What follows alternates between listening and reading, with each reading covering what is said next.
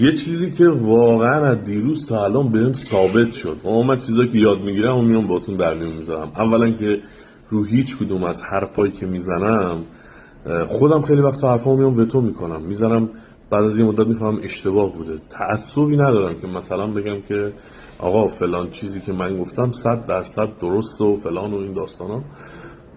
نه، اصلا این که من بخوام بگم یه چیزی دارم میگم 100% درسته، این جهل منو نشون میده.